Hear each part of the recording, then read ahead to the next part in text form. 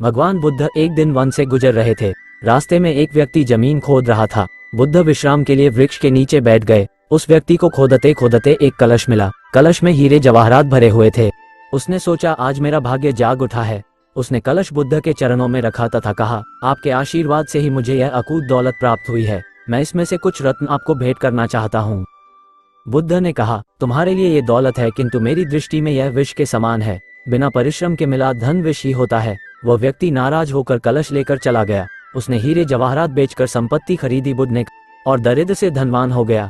किसी ईर्ष्यालु ने राजा से शिकायत कर दी कि जमीन में दबा धन राजकोष का होता है। अमुक व्यक्ति ने उसे निजी काम में लाकर नियम का उल्लंघन किया है। राजा ने उस व्यक्ति को पकड़वा कर बुलवाया और कलश जमा कराने को कहा तो उसने सच्ची बात बता दी कि मैंने हीरे जवाहरात बेचकर संपत्ति खरीद ली है। राजा के आदेश से उसे परिवार सहित जेल में डाल दिया गया। उसकी संपत्ति जब्त कर ली गई। एक दिन राजा जेल के निरीक्षण के लिए गया।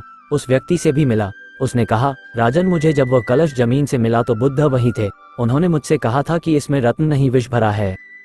ये सुनकर मैंने उनका अपमान किया था। आज जेल में रहकर मुझे अनुभूति हो रही है कि उनकी बात बिल्कुल सच थी। बिना परिश्रम किए मिला धन विष ही होता है। मैं एक बार भगवान बुद्ध के दर्शन कर उनसे क्षमा मांगना चाहता हूँ।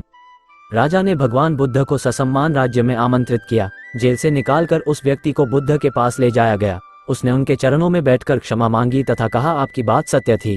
कलश में वास्तव में विष था जिसने मुझे जेल भिजवाया। बुद्ध के आदेश से राजा ने उसे जेल से रिहा कर दिया। उसने उसी दिन से परिश्रम से प्राप्त धन से जीवन यापन शुरू कर दिया।